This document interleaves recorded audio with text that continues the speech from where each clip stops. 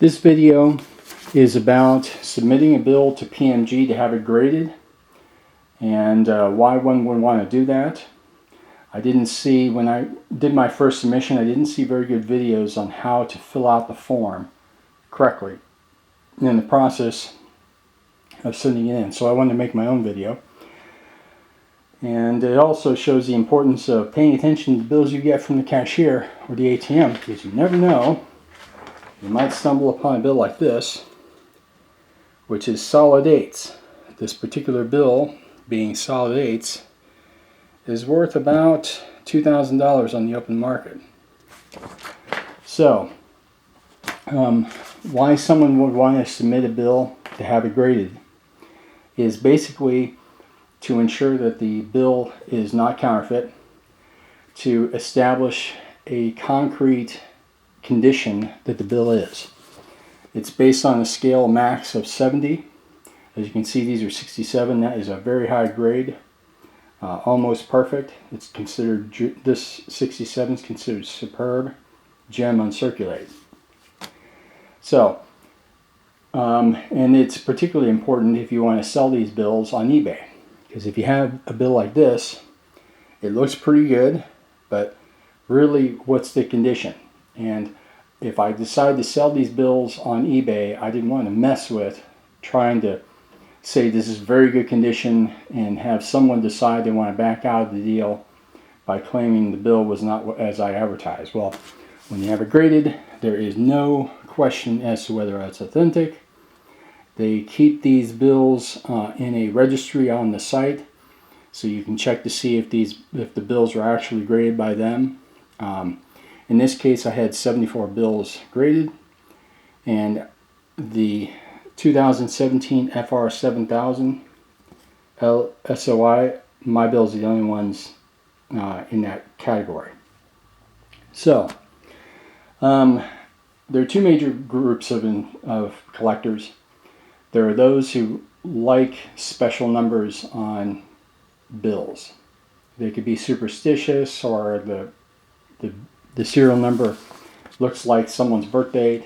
For whatever reason, they like those bills. Well, that market for superstition, the Chinese market's huge.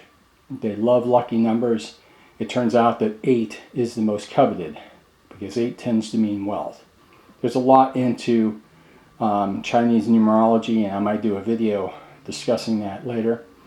But the other market is for currency and coin collectors, and they value notes based on rarity. And with the US note having 8 serial numbers, whereas most countries only have 6, there are 99,999,999 serial numbers. So when you get something with solid 8's, it's very rare. So how rare are certain serial numbers? This is a chart here that shows. Now it says here 96 million run. There was a time when the U.S. currency numbered their bills all the way up to 99,999,999. But they stopped doing that recently, and they only do the 96 million. As a result, you can't get solid 9's anymore. As a result, solid 9's are the most coveted of the bills. But 8's are close behind, because there's a huge Chinese population that is number superstitious. The odds of getting a solid bill, there are only 8 of them in the entire run, so it's 1 in 12 million. This ATM find I stumbled upon the 1,000 bill block that was 5 8's in a row, 000, all the way to 999. It's a very rare find. Most of those blocks are intercepted from the U.S. Mint before they even get to a local bank or even the ATM. Because even collectors have relationships they establish with bank people to nab special blocks of notes when they can for them. So it's really hard to find even a 7 of a kind. The odds of finding 7 of a kind are 1 in, as you can see, 140,000. Well, I got 10 of those, and then I also got 9 7 in a row, odds 1 over 500,000. So the question is, how many of the bills grade and why? I have a huge Asian population here. Asian I define loosely as Chinese. It's not accurate. I say I have a huge Chinese population around me. So I want to make as much money as possible. So I'm opting to send in more bills than a collector might. So there are ways to submit bills. You can do them individually, or you can do them as a block. So there, if you look on the bottom here, if you can see it, because my camera sucks, it shows that you can do a bulk submission for $14 a bill if you do 50 bills. If you want to do one bill, the solid 8, that'd be $45. If you want to do a bill that's up to $1,000 in value, it's $25. That's still a lot of money. So when you figure the shipping to PMG, the grading cost, and shipping insurance back, you're looking at $100 for one bill. But if you do bulk, it's a lot cheaper. You're basically pooling the insurance and the shipping, and so you're just paying for the cost of the bills. And as it is with anybody, if I don't know what a foreign currency looks like carefully, I wouldn't be able to tell a fake from a real, but I know what U.S. currency looks like. Likewise, people from China can't really tell. They don't deal a lot in U.S. currency, so they can't tell a fake one from a real one. So having it graded shows that it's authentic. Now, having done through PMG, PMG grades about 4 times as many Chinese notes as they do U.S. notes. So they're very familiar with grading service, and they understand the certification that's involved and the authenticity of having it graded. So the first thing you have to do when you get your bills is you have to organize them. Decide which bills you want. You put them in order. You put a white label on your case. You can either submit it like in cases like this or sleeves like this. You put a white mailing label like an Avery. You put the serial number here and the submission number on there. You put these bills in order, and then you list them on the form in order. Now when you're submitting 74 bills and they're all in the same grouping, you could sit there on this line here and put 73 bills. The 74th one was the separate solid 8's. So you could put 73 US currency, serial number varies, they'll allow that, and then the value. In my case, I wanted to make it a little bit more organized, so I put them in groups. 10 bills from, and I put the ones that were right around the solid 8's, and then I put, separate groups here. So, this form is, you got to do it exactly the way they want it. So, whatever way you list this here, you have to stack the bills in the box in the same order. You have to, as I said, put the serial number and the submission form number on the sleeves of the bills individually. And you sit there and you put your name. Notice that submitter's name is there, and then also ship to. If you're going to be out of town, an insured package requires the exact person sign for it. So if you're not out of town, you might want to put maybe on the name, ship to, wife's name or friend's name.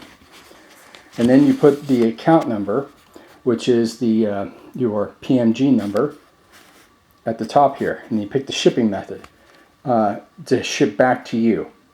Now, if you're trying to ship it to PMG, they have a post office box. So that means that's delivered mostly by the United States Postal Service. So if you go to UPS with try to insure it, they'll tell you that they can't, the U.S. Postal Service will not honor a lost insured package because they're not handling 100% of the way.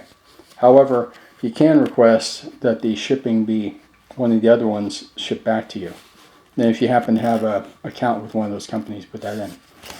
You fill this out, this form out, And in this case, you see here, special label. There are different, this is the generic one right here. They have different designs that you can request, and they cost extra money. I tried to get their 15-year anniversary one, which was a free upgrade, but they apparently ran out, so they gave me their standard one. Then you have other services here that you can use, that you can select. You know, if you've gotten a grade by another company, you think the grading sucks, you can request to have a re-grade, and then that's a different charge. And then you have right here, variety or pedigree. Here, you would do something like I attempted to do, which is put super solid 8's, because this was a solid number and a rotator. And by their definition, it was a super number. But they didn't end up honoring that. They ended up just putting solid 8's. So then you put the value. Since I wasn't using for these 73 bills of space, I decided to be very clear on the value of it. I put 300 each, and I put 3,000 for 10 bills, and then I put the total. This is what they're going to insure the package sending it back to you as. And then basically, you go through and you put this down. The Freeburg number is a pain in the ass. You have to look that up. There's a book that basically categorizes all bills made by Freeburg. What I did is I looked on eBay, and I put 2017 San Francisco Mint, because L12 is a San Francisco Mint. And then I searched to see any bills that were fancy graded bills, and then I saw one being sold. I found that it was 7000L, so I put that here. If you don't put this here, you pay $5 for each Freeburg number they have to look up. So if there were 73 different bills from 73 different groups, that would be $5 per bill. In my case, that would have only cost me $5 for that, and then $5 for this loan bill at the bottom. So NLB, the block, is NLB, which means NLB. And then on the bottom here, this is very important. If you pay for a credit card, you need to sign in two spots. You need to sign here, authorizing the credit card, and then you need to sign here for the form submission itself. And you need to put the total charge of insurance and everything over here. And I'm going to go ahead, because I have to keep this video 15 minutes, or I have to do a bunch of stuff for my account. I'm going to cap it there, but I'm going to be open to questions. So when you send it in, I recommend that you sit there and take a video of packing it, because you have to be able, if you lose it, you have to be able to prove somehow that you put what you said in there. So you video yourself putting the notes in the box. You basically put these bills inside of a box, inside of a second box. And I use the shipping case for the sleeves. You have to put brown tape for the U.S. Postal Service around any open seam. And then, so you take a video of yourself packing this, and then sealing it, and then put an initial across certain points to show that it hasn't been tampered with. You take it to the post office, you take a picture of yourself at the post office with the person, and then that's basically it. So I'll put notes in there for anything else you should do.